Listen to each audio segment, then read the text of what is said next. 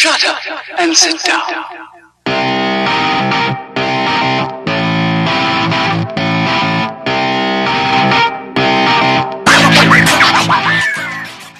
I'm AlexofAllTrades, and this is TV Tuesday. Today I'm talking about Third Rock from the Sun. Beware the spoilers. This is a TV show I watched as it aired. However, I didn't watch all of it. Having recently watched it from beginning to end, I can say that it is my favorite of the 90s sitcoms. Because unlike most 90s sitcoms, the main character's wholly inappropriate behavior is completely justified by the concept. In a lot of 90s sitcoms, the characters are all assholes who really are unlikable, and there is no in-story reason for it. It's a problem of poor writing, because there has to be conflict, but for there to be conflict, someone has to be a dick. But Third Rock from the Sun sets up the idea that the four main characters have no idea about the world, so if they do a social faux pas, it's understandable. They're just ignorant. What's this?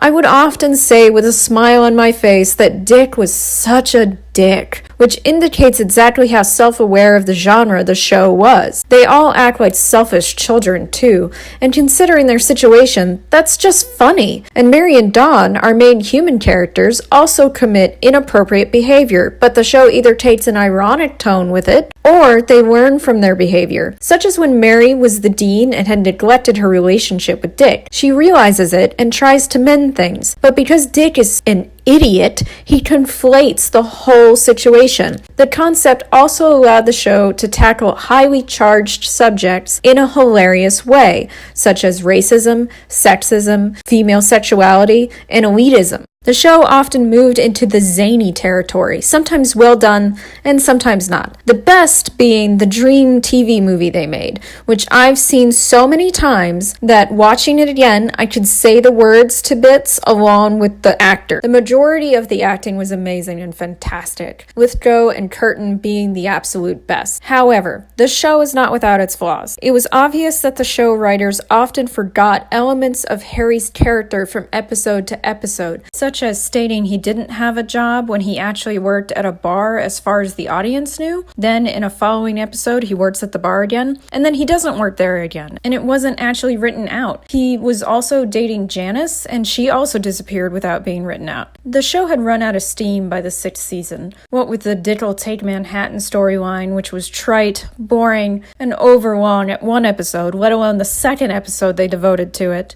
The ending of the series actually felt abrupt, especially considering that it was obviously several episodes from the end that they knew the show wasn't continuing past that season. The show was still good for laughs by the end, which is why I'm glad they didn't try to stretch it any further. It's a show I would definitely recommend, but the final season is skippable.